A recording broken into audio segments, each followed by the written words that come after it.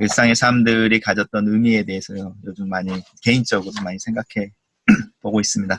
우리 기도하고요. 오늘 스가랴 9장에서 14장 같이 읽고 스가랴 전체적으로 살펴보는 그 동영상 같이 보는 걸로 마무리하겠습니다. 기도하겠습니다. 살아계신 하나님 아버지, 예수 그리스도 안에서 우리를 구원하시고 새 언약의 주인공들이 되게 하신 것을 감사합니다. 예수 그리스도께서 태어나셔서 우리를 위해 고난을 당하시고 죽으시고 부활하시고 그 복음이 우리에게까지 흘러오는데 2000년의 시간이 걸렸습니다. 또 예수님이 태어나시기 위해 하나님께서 준비하신 그 수많은 시간들, 수많은 믿음의 사람들의 고난과 또 씨름과 인내가 있었던 것을 저희들 압니다. 하나님, 저희들에게 주어지는 이 크리스찬의 믿음이 하늘에서 떨어진 것이 아니라 오랫동안 하나님께서 태 속에 품고 씨름하셨던 것이고 또 출생의 그 고통처럼 아픔을 경험하시면서 이 세상에 태어나게 하신 것이고 또 수많은 사람들의 순종과 눈물과 또 핍박과 피를 통하여 우리에게까지 온 것을 기억하게 도와주시옵소서. 그리하여 우리 예수 그리스도 안에서 주어지는 이 하나님의 은혜를 무거운 것으로 받게 하시고 귀한 것으로 받게 하시고 우리의 삶에 실천되어지고 또 실제가 되어질 수 있도록 또 그 복음의 주인공으로 21세기를 살아갈 수 있도록 저희들을 붙잡아 주시고 저희들을 성령으로 충만케 하여 주시옵소서. 스가랴 마지막 부분을 같이 읽고 나누기를 원합니다. 우리 안에 말씀을 조명하여 주시고 처음 이 스가랴의 메시지를 들었던 이스라엘 백성들처럼 우리의 마음속에 뜨거움과 또 찔림과 하나님을 향한 갈망이 있게 도와주시옵소서. 예수님 이름으로 기도합니다. 아멘. 우리 스가랴 9장부터 읽겠습니다.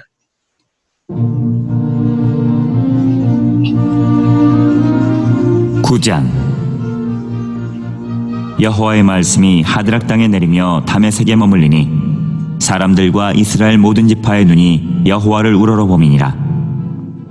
그 접경한 하마세도 임하겠고 두로와 시돈에도 임하리니 그들이 매우 지혜로움이니라. 두로는 자기를 위하여 요새를 건축하며 은을 티끌같이 금을 거리에 진흙같이 쌓았도다. 주께서 그를 정복하시며 그의 권세를 바다에 쳐넣으시리니 그가 불에 삼켜질지라. 아스글론이 보고 무서워하며 가사도 심히 아파할 것이며 에그로는 그 소망이 수치가 되므로 역시 그러하리라.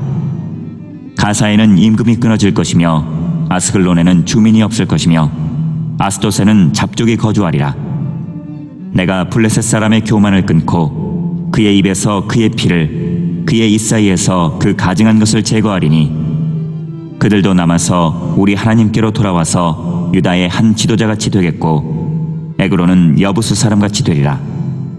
내가 내 집을 둘러 진을 쳐서 적군을 막아 거기 왕래하지 못하게 할 것이라. 포악한 자가 다시는 그 지경으로 지나가지 못하리니 이는 내가 눈으로 친히 봄이니라. 시온에 따라 크게 기뻐할지어다. 예루살렘에 따라 즐거이 부를지어다. 보라, 내 왕이 내게 임하시나니 그는 공의로우시며 구원을 베푸시며 겸손하여서 나귀를 타시나니 나귀의 작은 것 곧 나귀 새끼니라.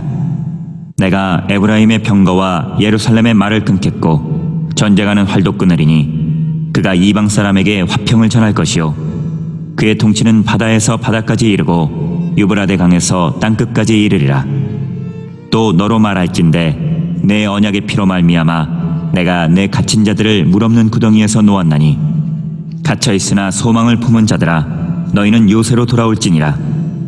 내가 오늘도 이르노라. 내가 내게 갑절이나 갚을 것이라. 내가 유다를 당긴 활로 삼고 에브라임을 끼운 화살로 삼았으니 시온아, 내가 내 자식들을 일으켜 헬라 자식들을 치게 하며 너를 용사의 칼과 같게 하리라. 여호와께서 그들 위에 나타나서 그들의 화살을 번개같이 쏘아내실 것이며 주 여호와께서 나팔을 불게 하시며 남방 회오리바람을 타고 가실 것이라. 만군의 여호와께서 그들을 호위하시리니 그들이 원수를 삼키며 물맷돌을 밟을 것이며 그들이 피를 마시고 즐거이 부르기를 술 취한 것 같이 할 것인즉 피가 가득한 동이와도 같고 피 묻은 제단 모퉁이와도 같을 것이라. 이날에 그들의 하나님 여호와께서 그들을 자기 백성의 양떼같이 구원하시리니 그들이 왕관의 보석같이 여호와의 땅에 빛나리로다. 그의 형통함과 그의 아름다움이 어찌 그리 큰지 곡식은 청년을, 새 포도주는 처녀를 강건하게 하리라.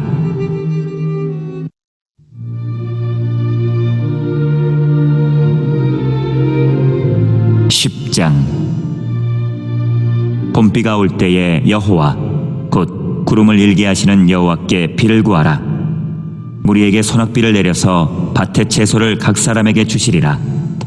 드라빔들은 허탄한 것을 말하며 복술자는 진실하지 않은 것을 보고 거짓 꿈을 말한즉 그 위로가 헛되므로 백성들이 양같이 유리하며 목자가 없으므로 곤고를 당하나니 내가 목자들에게 노를 바라며 내가 순념소들을 벌하리라. 만군의 여호와가 그 무리 곧 유다 족속을 돌보아 그들을 전쟁의 준모와 같게 하리니 모퉁이 돌이 그에게서, 말뚝이 그에게서, 싸우는 활이 그에게서, 권세 잡은 자가 다 일제히 그에게서 나와서 싸울 때에 용사같이 거리의 진흙 중에 원수를 밟을 것이라.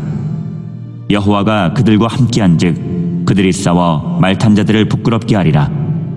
내가 유다 족속을 견고하게 하며 요셉 족속을 구원할지라. 내가 그들을 긍휼히 여김으로 그들이 돌아오게 하리니 그들은 내가 내버린 일이 없었음같이 되리라. 나는 그들의 하나님 여호와라. 내가 그들에게 들으리라. 에브라임이 용사 같아서 포도주를 마심같이 마음이 즐거울 것이요 그들의 자손은 보고 기뻐하며 여호와로 말미암아 마음에 즐거워하리라. 내가 그들을 향하여 휘파람을 불어 그들을 모은 것은 내가 그들을 구속하였음이라. 그들이 전에 번성하던 것 같이 번성하리라.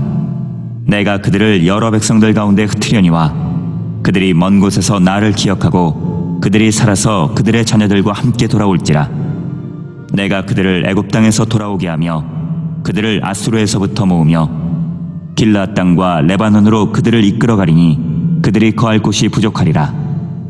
내가 그들이 고난의 바다를 지나갈 때에 바다 물결을 치리니 나일의 깊은 곳이 다 마르겠고 아수르의 교만이 낮아지겠고 애굽의 규가 없어지리라.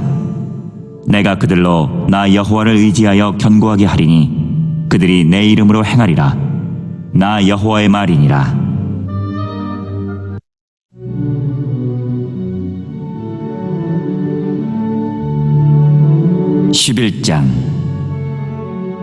레바논아, 내 문을 열고 불이 내 백향목을 사르게 하라. 너 잣나무여 곡할지어다. 백향목이 넘어졌고 아름다운 나무들이 쓰러졌음이로다. 바산의 상수리 나무들아 곡할지어다. 무성한 숲이 엎드러졌도다. 목자들의 곡하는 소리가 나며 그들의 영화로운 것이 쓰러졌음이로다. 어린 사자의 부르짖는 소리가 나며 이는 요단의 자랑이 쓰러졌음이로다. 여호와 나의 하나님이 이르시되 너는 잡혀 죽을 양떼를 먹이라. 사들인 자들은 그들을 잡아도 죄가 없다 하고 반자들은 말하기를 내가 부유하게 되었은즉 여호와께 찬송하리라 하고 그들의 목자들은 그들을 불쌍히 여기지 아니하는도다. 여호와가 말하노라. 내가 다시는 이 땅 주민을 불쌍히 여기지 아니하고 그 사람들을 각각 그 이웃의 손과 임금의 손에 넘기리니 그들이 이 땅을 칠지라도 내가 그들의 손에서 건져내지 아니하리라 하시기로 내가 잡혀 죽을 양떼를 먹이니 참으로 가련한 양들이라. 내가 막대기 둘을 취하여 하나는 은총이라 하며 하나는 연합이라 하고 양떼를 먹일세. 한 달 동안에 내가 그 세 목자를 제거하였으니 이는 내 마음에 그들을 싫어하였고 그들의 마음에도 나를 미워하였음이라. 내가 이르되 내가 너희를 먹이지 아니하리라. 죽는 자는 죽는 대로 망하는 자는 망하는 대로 나머지는 서로 살을 먹을 대로 두리라 하고 이에 은총이라 하는 막대기를 취하여 꺾었으니 이는 모든 백성들과 세운 언약을 폐하려 하였음이라. 당일에 곧 폐함에 내 말을 지키던 가련한 양들은 이것이 여호와의 말씀이었던 줄 안지라. 내가 그들에게 이르되 너희가 좋게 여기거든 내 품삯을 내게 주고 그렇지 아니하거든 그만두라. 그들이 곧 은 30개를 달아서 내 품삯을 삼은지라. 여호와께서 내게 이르시되 그들이 나를 헤아린 바 그 삭을 토기장이에게 던지라 하시기로 내가 곧 그 은 30개를 여호와의 전에서 토기장이에게 던지고 내가 또 연합이라 하는 둘째 막대기를 꺾었으니 이는 유다와 이스라엘 형제의 의리를 끊으려 함이었느니라. 여호와께서 내게 이르시되 너는 또 어리석은 목자의 기구들을 빼앗을지니라.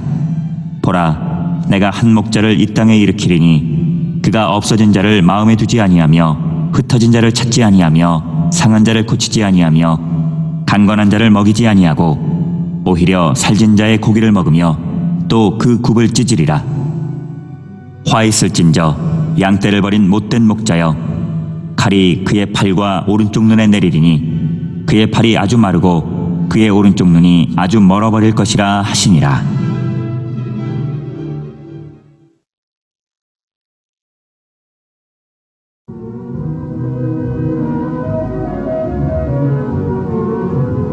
(12장) 이스라엘에 관한 여호와의 경고의 말씀이라. 여호와 곧 하늘을 펴시며 땅에 터를 세우시며 사람 안에 심령을 지으신 이가 이르시되, 보라, 내가 예루살렘으로 그 사면 모든 민족에게 취하게 하는 잔이 되게 할 것이라. 예루살렘이 에워싸일 때에 유다에까지 이르리라. 그날에는 내가 예루살렘을 모든 민족에게 무거운 돌이 되게 하리니 그것을 드는 모든 자는 크게 상할 것이라. 천하 만국이 그것을 치려고 모이리라. 여호와가 말하노라. 그날에 내가 모든 말을 쳐서 놀라게 하며 그 탄자를 쳐서 미치게 하되 유다 족속은 내가 돌보고 모든 민족의 말을 쳐서 눈이 멀게 하리니 유다의 우두머리들이 마음속에 이르기를 예루살렘 주민이 그들의 하나님 만군의 여호와로 말미암아 힘을 얻었다 할지라. 그날에 내가 유다 지도자들을 나무 가운데에 화로 같게 하며 곡식단 사이에 횃불 같게 하리니 그들이 그 좌우에 에워싼 모든 민족들을 불살할 것이요 예루살렘 사람들은 다시 그 본 곳 예루살렘에 살게 되리라. 여호와가 먼저 유다 장막을 구원하리니 이는 다윗의 집의 영광과 예루살렘 주민의 영광이 유다보다 더하지 못하게 하려 함이니라. 그날에 여호와가 예루살렘 주민을 보호하리니 그 중에 약한 자가 그날에는 다윗 같겠고 다윗의 족속은 하나님 같고 우리 앞에 있는 여호와의 사자 같을 것이라. 예루살렘을 치러 오는 이방 나라들을 그날에 내가 멸하기를 힘쓰리라. 내가 다윗의 집과 예루살렘 주민에게 은총을 간구하는 심령을 부어주리니 그들이 그 찌른 바 그를 바라보고 그를 위하여 애통하기를 독자를 위하여 애통하듯 하며 그를 위하여 통곡하기를 장자를 위하여 통곡하듯 하리로다. 그날에 예루살렘에 큰 애통이 있으리니 무깃도 골짜기 하다드림몬에 있던 애통과 같을 것이라. 온 땅 각 족속이 따로 애통하되 다윗의 족속이 따로하고 그들의 아내들이 따로하며 나단의 족속이 따로하고 그들의 아내들이 따로하며 레위의 족속이 따로하고 그들의 아내들이 따로하며 시므이의 족속이 따로하고 그들의 아내들이 따로하며 모든 남은 족속도 각기 따로하고 그들의 아내들이 따로하리라.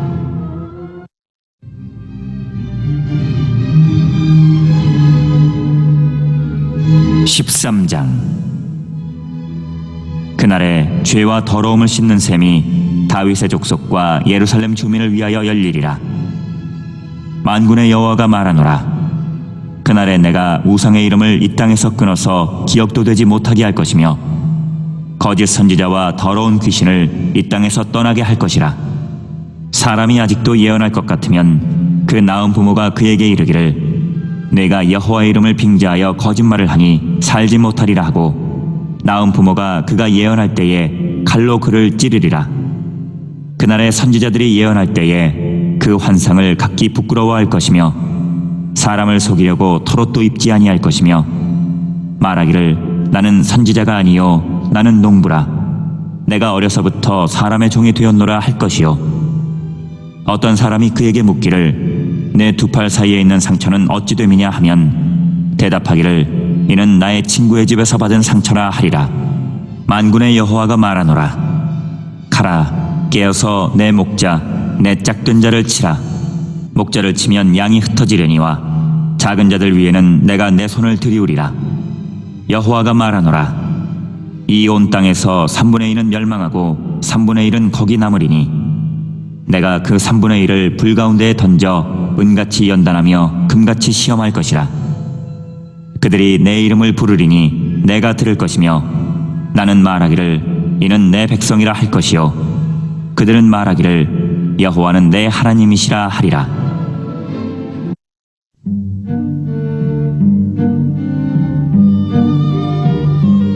14장. 여호와의 날이 이르리라. 그날에 내 재물이 약탈되어 내 가운데에서 나누이리라. 내가 이방 나라들을 모아 예루살렘과 싸우게 하리니 성읍이 함락되며 가옥이 약탈되며 부녀가 욕을 당하며 성읍 백성이 절반이나 사로잡혀 가려니와 남은 백성은 성읍에서 끊어지지 아니하리라. 그때 여호와께서 나가사 그 이방 나라들을 치시되 이왕의 전쟁 날에 싸운 것 같이 하시리라. 그날에 그의 발이 예루살렘 앞 곧 동쪽 감람산에 서실 것이요 감람산은 그 한가운데가 동서로 갈라져 매우 큰 골짜기가 되어서 산 절반은 북으로 절반은 남으로 옮기고 그 산골짜기는 아셀까지 이를지라. 너희가 그 산골짜기로 도망하되 유다왕 우시야 때에 지진을 피하여 도망하던 것 같이 하리라. 나의 하나님 여호와께서 임하실 것이요 모든 거룩한 자들이 주와 함께하리라. 그날에는 빛이 없겠고 광명한 것들이 떠날 것이라. 여호와께서 하시는 한 날이 있으리니 낮도 아니요 밤도 아니라 어두워갈 때에 빛이 있으리로다. 그날에 생수가 예루살렘에서 솟아나서 절반은 동해로 절반은 서해로 흐를 것이라. 여름에도 겨울에도 그러하리라. 여호와께서 천하의 왕이 되시리니 그날에는 여호와께서 홀로 한 분이실 것이요 그의 이름이 홀로 하나이실 것이라. 온 땅이 아라바같이 되되 게바에서 예루살렘 남쪽 림몬까지 이를 것이며 예루살렘이 높이 들려 그 본처에 있으리니 베냐민 문에서부터 천문자리와 성모퉁이 문까지 또 하나넬 망대에서부터 왕의 포도주 짜는 곳까지라. 사람이 그 가운데에 살며 다시는 저주가 있지 아니하리니 예루살렘이 평안히 서리로다. 예루살렘을 친 모든 백성에게 여호와께서 내리실 재앙은 이러하니 곧 섰을 때에 그들의 살이 썩으며 그들의 눈동자가 눈구멍 속에서 썩으며 그들의 혀가 입 속에서 썩을 것이요 그날에 여호와께서 그들을 크게 요란하게 하시리니 피차 손으로 붙잡으며 피차 손을 들어 칠 것이며 유다도 예루살렘에서 싸우리니 이때 사방에 있는 이방 나라들의 보화 곧 금은과 의복이 심히 많이 모여질 것이요 또 말과 노새와 낙타와 나귀와 그 진에 있는 모든 가축에게 미칠 재앙도 그 재앙과 같으리라. 예루살렘을 치러 왔던 이방 나라들 중에 남은 자가 해마다 올라와서 그 왕 만군의 여호와께 경배하며 초막절을 지킬 것이라. 땅에 있는 족속들 중에 그 왕 만군의 여호와께 경배하러 예루살렘에 올라오지 아니하는 자들에게는 비를 내리지 아니하실 것인즉 만일 애굽 족속이 올라오지 아니할 때에는 비 내림이 있지 아니하리니 여호와께서 초막절을 지키러 올라오지 아니하는 이방 나라들의 사람을 치시는 재앙을 그에게 내리실 것이라. 애굽 사람이나 이방 나라 사람이나 초막절을 지키러 올라오지 아니하는 자가 받을 벌이 그러하니라. 그날에는 말 방울에까지 여호와께 성결이라 기록될 것이라. 여호와의 전에 있는 모든 솥이 제단 앞 주발과 다름이 없을 것이니 예루살렘과 유다의 모든 솥이 만군의 여호와의 성물이 될 것인즉 제사 드리는 자가 와서 이 솥을 가져다가 그것으로 고기를 삶으리라. 그날에는 만군의 여호와의 전에 가나안 사람이 다시 있지 아니하리라.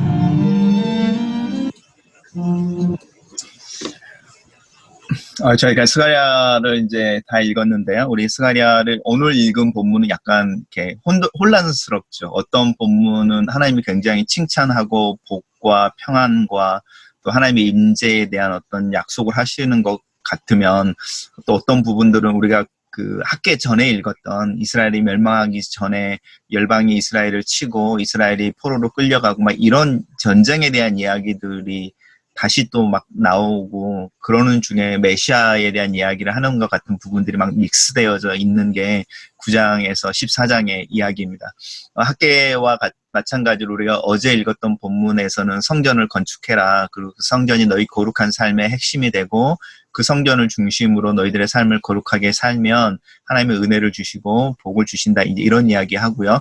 그 다음에 너희들이 예루살렘 성전이 멸망했던 것을 수치스럽게 여기고 그날을 기념하여 울고 금식했던 것, 그 금식했던 그 마음을 너희들을 위해서 울지 말고 나와 너희의 관계 속에서 너희들의 삶을 새롭게 하는 데 사용해라 이런 이야기 하면서 우리가 선지서를 통해서 꾸준하게 읽어왔던 인자를 사랑하고 인애를 사랑하고 정의와 공의를 행하고 하나님의 뜻을 구하는 겸손한 어떤 하나님과 동행하는 삶을 살아라 이제 이런 이야기들이 8장까지 나왔다면 이제 9장부터는 좀 다른 이야기들이 나옵니다. 그 이야기의 연장선상에서 여전히 하나님께서 너희들과 함께 할 거야라는 이야기를 하는데 어떤 이야기를 이렇게 전제하고 있냐면 너희들이 너희 조상들과 같이 다시 그 거룩한 삶이라고 하는 부분에 있어서 실패하는 일들이 있을 거고 그 실패한 일들이 있을 때 하나님이 이스라엘 백성 조상들이 팔려가고 고난을 당했던 것과는 다른 종류지만 비슷한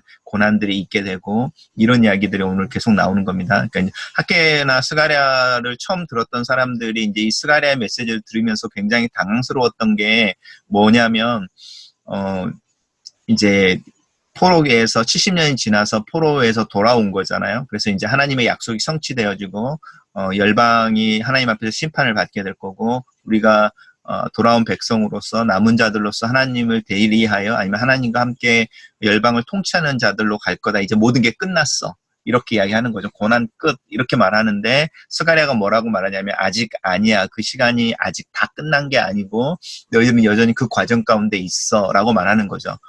마치 초대교회가 예수님이 속히 온다고 하는 것 때문에 예수님이 오시면 모든 것이 끝난다고 이야기했지만 성경의 이야기들 속에서 예수님도 그렇고 사도 바울도 그러면서 그때는 하나님만 알고 있어라고 그때라고 하는 것을 길게 연장시켜 놓고 너희들은 지금 상황에서 어떻게 살지에 대해서 고민을 해야 돼라고 말하는 부분이 이 스가랴에서 이야기하고 있는 부분하고도 비슷합니다.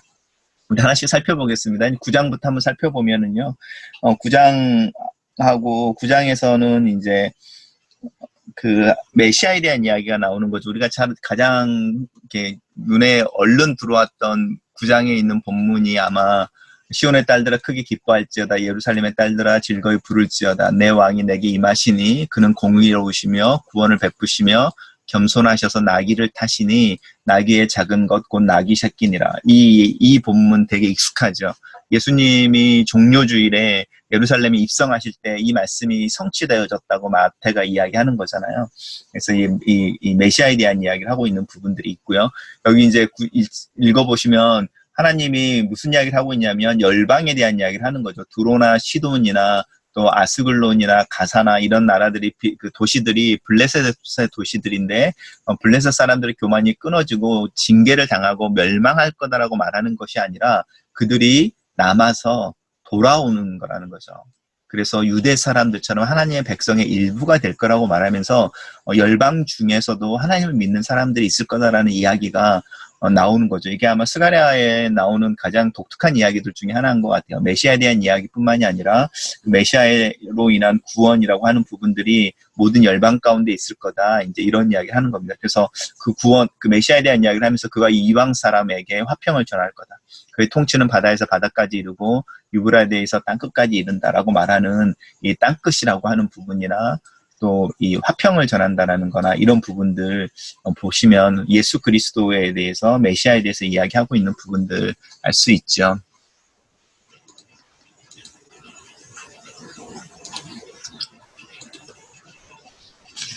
(10장으로) 넘어가 보겠습니다.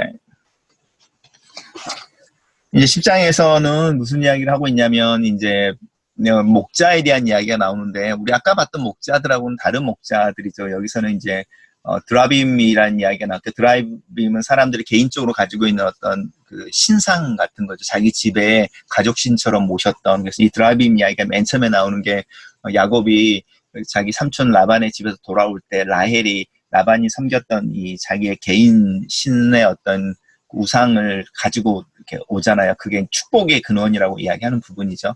근데 이제 하나님 뭐라고 말씀하시냐면 하나님께 기도하고 하나님께서 공급해 주실 것을 기도해라 이렇게 말하는데 그렇지 않은 상황이 벌어지는 거죠.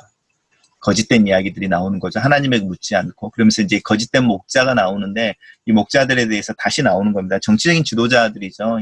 에스겔도 그렇고 소선지서에서 이야기하는 목자들은 대부분 정치 지도자들을 이야기하시면 되고요.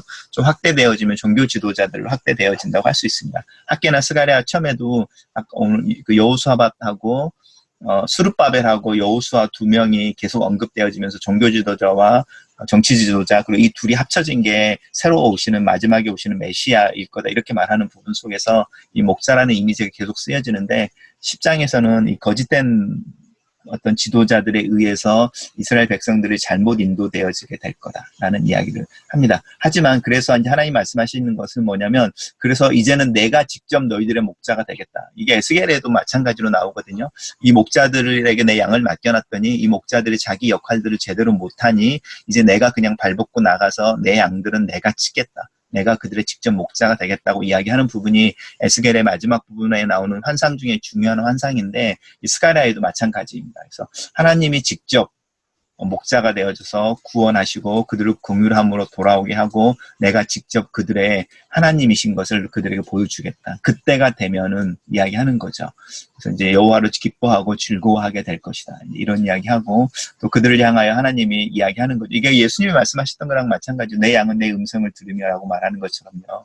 하나님이 휘파람을 불면 그 양떼들이 하나님의 양떼임으로 이렇게 듣고 모이고 또 그 시편이나 이런 이야기하는 것은 풍성한 삶이라고 하는 부분 속에서 들어가는 이야기를 하는 겁니다. 그러면서 그들을 고난의 바다를 지나갈 때에 또 이런 이야기 하는 거 보면은요, 시편의 이미지도 많이 나오고 또 우리가 이제 소선지서를 통해서 이야기하는 것처럼 하나님의 남은 자들이라고 하는 백성들이 고난이라고 하는 부분을 피해가는 것이 아니라 통과해 간다. 이게 크리스찬의 삶에서 굉장히 중요한 원칙 중에 하나인데, 하나님의 목자가 되셨을 때 우리에게 일어나는 일들 중에 하나가 바로 이 고난을 통과해 간다. 하나님과 함께. 11장으로 가면은 이제 다시 10장에서 연결되어지는 것처럼 거짓된 목자들, 그 목자들 때문에 이스라엘 백성들에게 올 또 다른 재앙에 대한 이야기를 하는 거죠. 그러면서 그 재앙이 있을 거다라는 이야기가 이제 10장에, 11장에서 이제 계속 이야기가 되어지고요. 그러면서 다시 한번 하나님께서 말씀하시기를 내가 너희들의 목자가 된다라고 말하는데요. 특별히 이 14장에서 17장에 나오는 목자 이야기 속에서 하나님이 이렇게 스가랴를 어떤 예로 들어서요, 무슨 이야기를 하고 있는 부분이 있습니다. 예를 들어서 여기가 이제 스가랴하고 목자들하고 하는 이야기인데요. 여기 은 30개라는 이야기가 나오죠. 이제 스가랴가 직접 나가서 노동을 하는 거죠. 에스겔처럼 하나님이 가끔씩 메시지를 전할 때에 선지자들에게 연극처럼 어떤 퍼포먼스로 메시지를 전하게 하는데, 이 스가랴도 마찬가지인 겁니다. 그래서 하나님이 당신이 직접 당신의 양들을 위한 목자가 되어지겠다. 왜냐하면 너희들이 그 목자의 역할을 감당하지 않으니까. 내 양을 불쌍히 여기지 않고 케어를 하지 않으니까라고 이야기를 하면서 이제 스가랴가 직접 그 목자의 삶을 살면서 이게 이야기하는 내용이 있는데, 이 내용이 이제 여기에 나오는 겁니다. 그래서 이 부분이 어디로 연결되어지는지 아시겠죠? 이 목자의 이미지가 고스란히 선한 목자라고 당신을 소개하신 예수 그리스도에게 연결되어지고, 그 예수 그리스도가 받은 고난의 시작을 가룟 유다가 은 30라고 말하는 이 노예를 사는 가격, 노예를 파는 가격에 넘겼다고 이야기하는 그 부분들이 같이 나오는 부분이 여기에도 나오죠. 그러면서 여기 보라 내가 한 목자를 이 땅에 일으키리니 그가 없어진 자를 마음에 두지 아니하고 흩어진 자를 찾지 아니하며 상한 자를 고치지 아니하며 이런 사람들을, 이런 목자들을 화내게 할 거다라고 말하는 부분들이 여기에 있습니다. 그래서 이제 계속 예수 그리스도를 통하여 어떤 하나님이 직접 메시아의 어떤 형태로 오셔서 이스라엘 백성들을 구원할 거라는 이야기가 그 당시의 목자들의 어떤 잘못된 부분과 비교하면서 나오는 부분입니다. 12장으로 가면은 이제 다시 그러면서 계속 그런 새로운 목자가 왔을 때에 어떤 일들이 일어나는지에 대한 이야기와 지금 현재 너희들이 시간이 지나면서 잘못된 목자들로 인해서 어떤 일이 일어날지를 비교해서 이야기를 하고 있거든요. 그래서 이제 12장 1절부터 여기에 보면 다시 이제 열방에 대한 이야기를 하고요.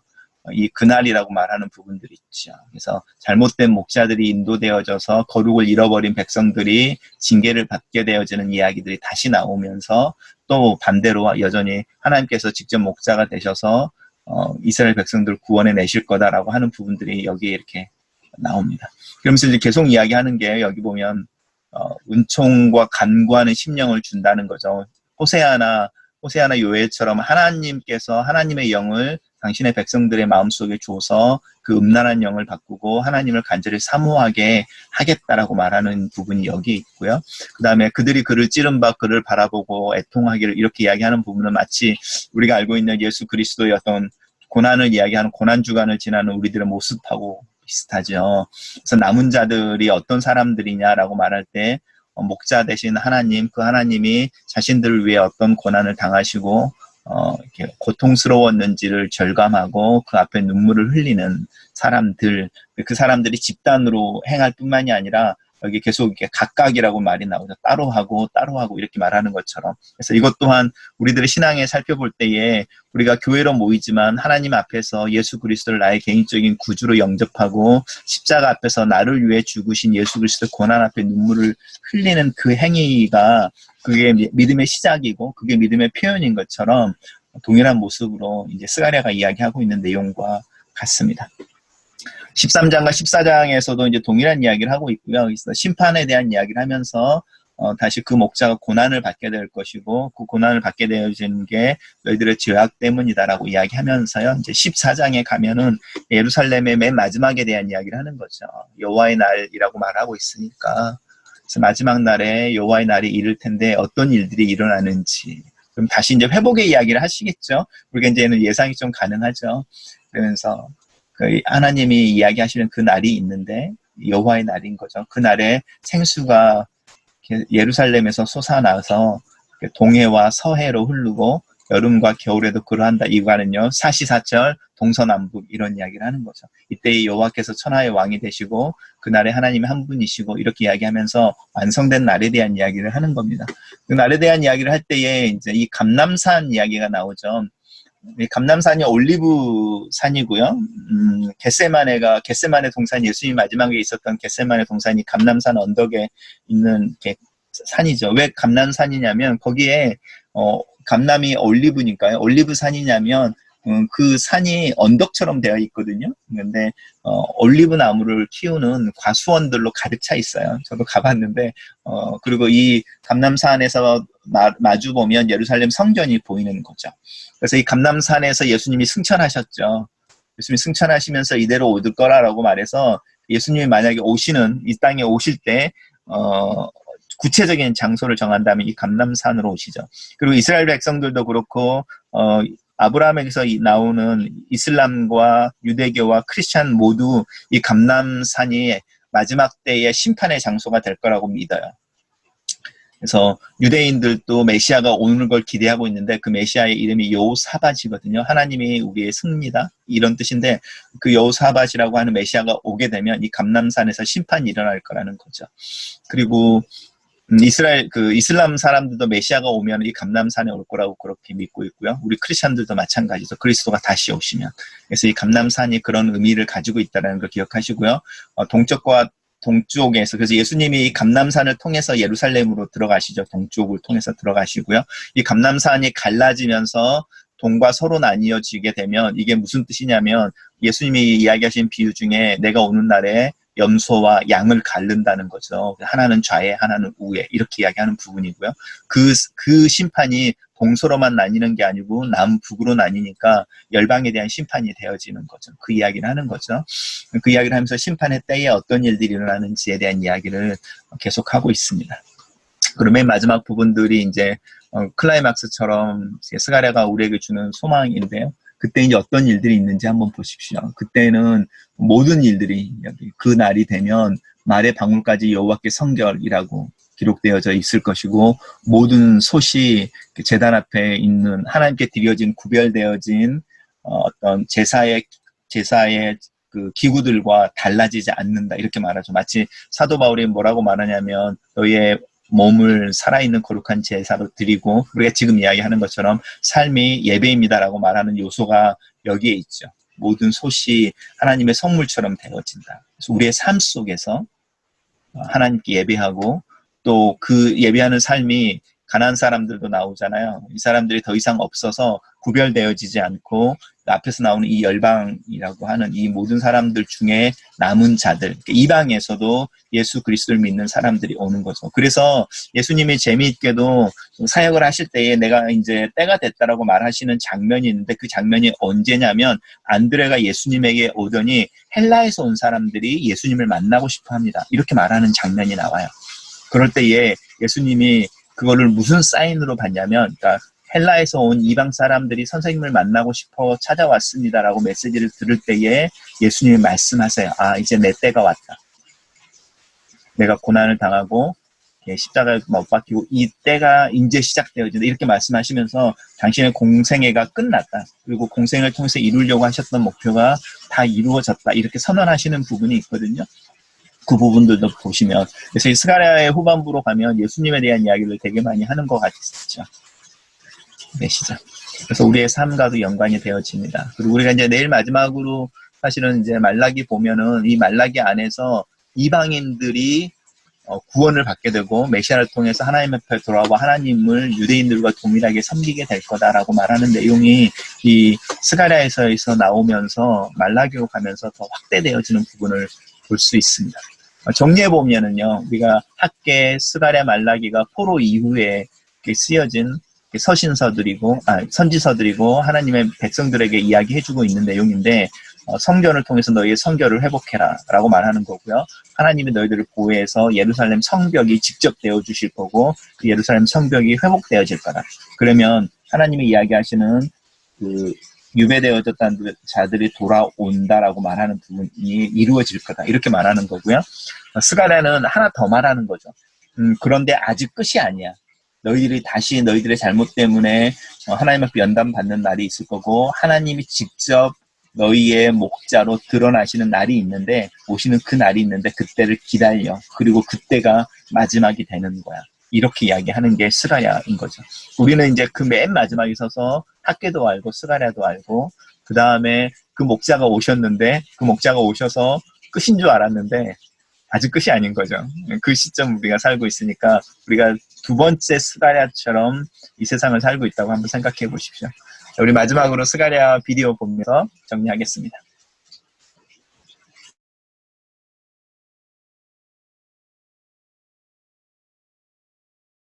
스가랴서예요.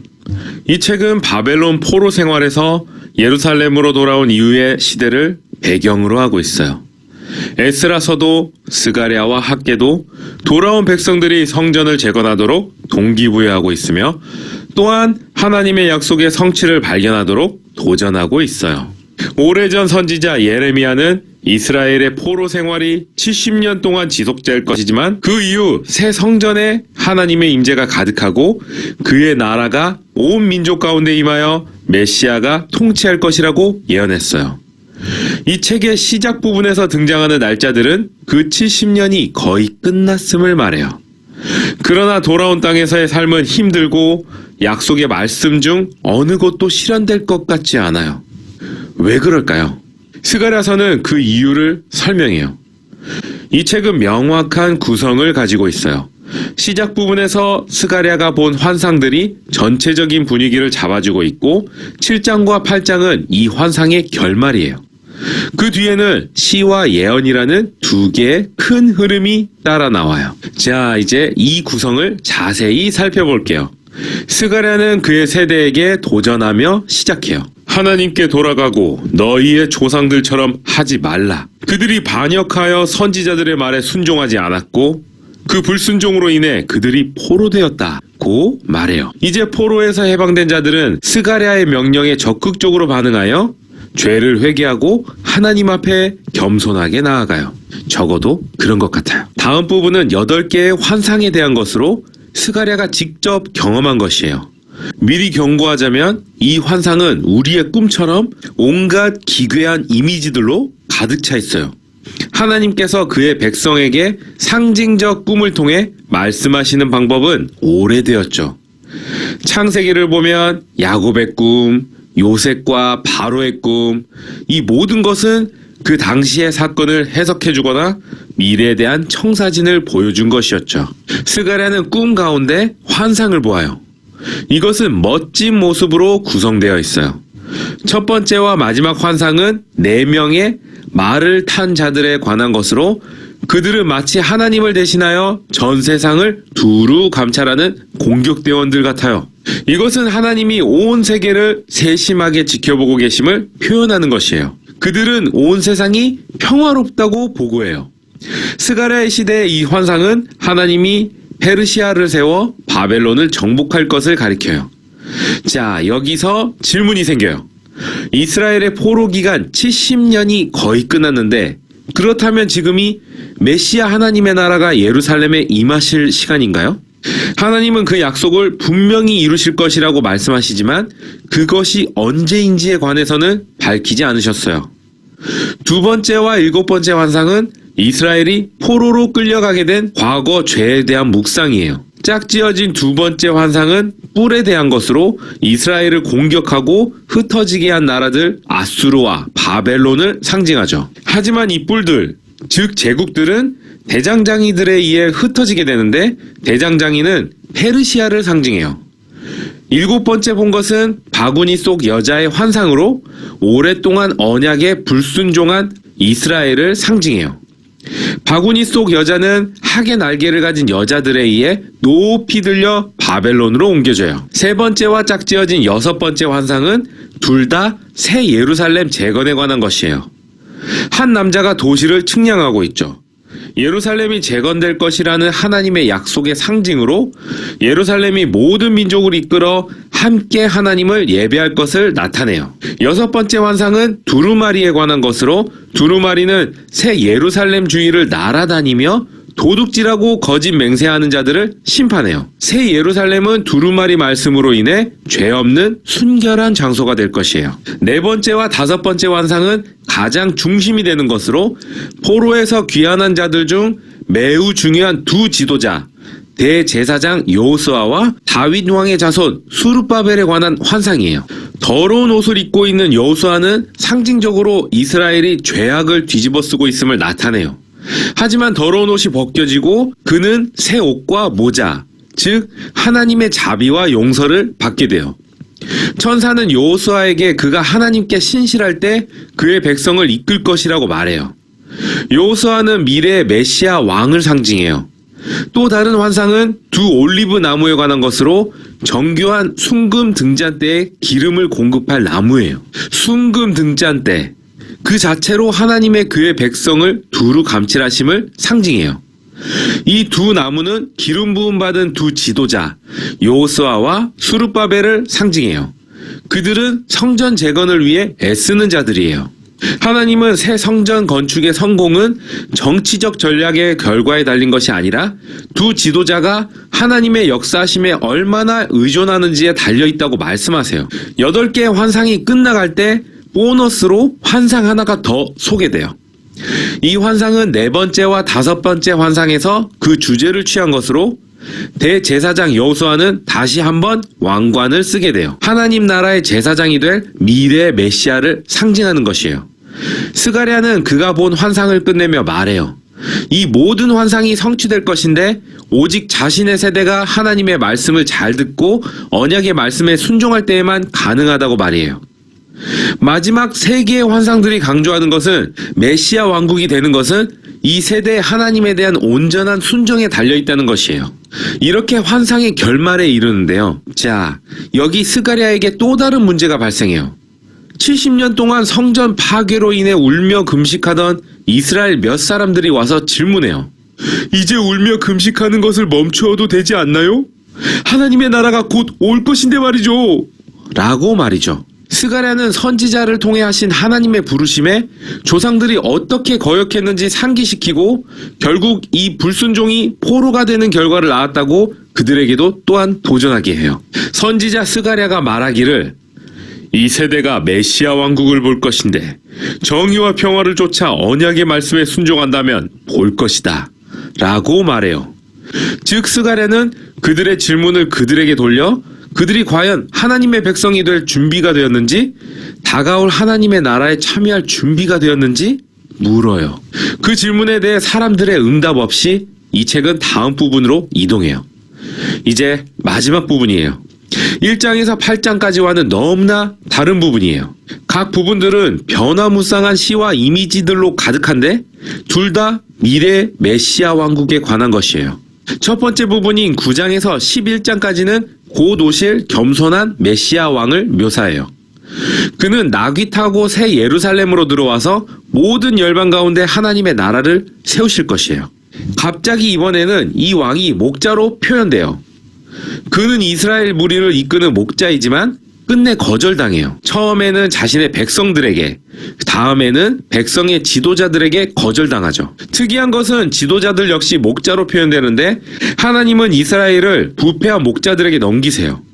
자, 여기에서 이런 의문이 듭니다. 과연 이스라엘의 왕에 대한 거절이 영원히 지속될까? 마지막 부분 12장에서 14장은 그렇지 않다라고 답해줘요. 이 부분은 또 다른 미래, 메시아 나라에 대한 시와 모습들로 새 예루살렘을 묘사하면서 하나님의 정의가 악을 대적하고 무너뜨릴 장소로 묘사해요. 선지자 요엘이나 에스겔의 주제와 너무나 비슷하네요. 또다시 하나님은 백성들의 마음 가운데 있는 반역을 대적하시고 그들 위에 영을 부으사 그들이 회개하고 슬피 울 것인데 메시아로 오신 목자를 거절했다는 사실에 슬피 울 것이라고 말씀하세요. 마지막 장은 모든 나라를 한 곳으로 모으는 장소, 즉 새 예루살렘으로 끝이 나요. 이 도시는 에덴의 새로운 정원이 되어 생수의 강이 성전에서 흐를 것이며 그 생수가 모든 피조물들에게 치유를 가져오는 것으로 이 책은 끝이 나요. 스가랴는 우리가 깊이 묵상하도록 인도해요. 1장에서 8장, 9장에서 14장의 연결은 중요한 핵심이에요. 책의 후반부에 묘사된 메시아의 나라는 책의 전반부의 핵심인 하나님의 백성이 언약에 순종할 때 그때 비로소 임한다는 것이에요. 스가랴서를 읽는 것은 롤러코스터를 타는 듯 격렬해요. 환상과 시들은 놀라운 모습으로 가득 차 있고 생각의 흐름이 시간적 순서를 따르지도 않아요. 이것이 중요한 부분인데요. 이 책의 묘사는 우리의 역사와 삶과 너무 닮아서 깔끔한 패턴에 항상 맞아 들어가지는 않아요. 하지만 선지자는 우리에게 지금도 일하고 계시는 하나님의 손길을, 그 목적을 따라 역사를 이끄시는 그 손을 잠시나마 보여주고 있어요. 궁극적으로 스가랴는 우리가 혼돈을 넘어서 그 이상을 보도록 초대하고 있고 곧 오실 하나님 나라에 대한 소망을 보여주어 현재 삶에 충실하도록 동기부여하고 있어요. 이것이 스가랴서예요. 기도하겠습니다. 살아계신 하나님, 저희들에게 지혜와 총명을 허락하셔서 하나님의 일하심을 보고 이해할 수 있게 도와주시옵소서. 저희 마음에 주님의 영을 충만케 하셔서 주님을 더욱더 사모하게 하시고 주님을 더욱더 구하게 하시고 주님의 뜻을 알기 위해 애쓰는 자들 되게 하시며 우리에게 줄려진 주의 음성을 따라 하루하루를 순종으로 살아내는 신실한 자들 되게 도와주시옵소서. 그래야 예수님이 우리에게 말씀하셨던 우리의 마음에서 흘러나는 생수를 우리가 경험하게 하시고 우리의 삶을 통하여 그 생수에 목마른 자들이 함께 축이는 것을 경험하게 도와주시옵소서. 말씀을 따라 사는 삶이 때로는 힘들고 어렵고 또 기다림이 고난으로 연결되어지고 그 기다림이 힘들어지지만 하나님 우리가 믿음을 잃지 않게 하시고 하나님이 여전히 일하시며 우리 함께 계시는 그 상황에 대해서 신뢰함으로 오늘 하루도 승리하도록 지키시고 역사하여 주시옵소서. 예수님 이름으로 기도합니다. 아멘. 오늘도 함께 해주셔서 감사합니다. 마치겠습니다.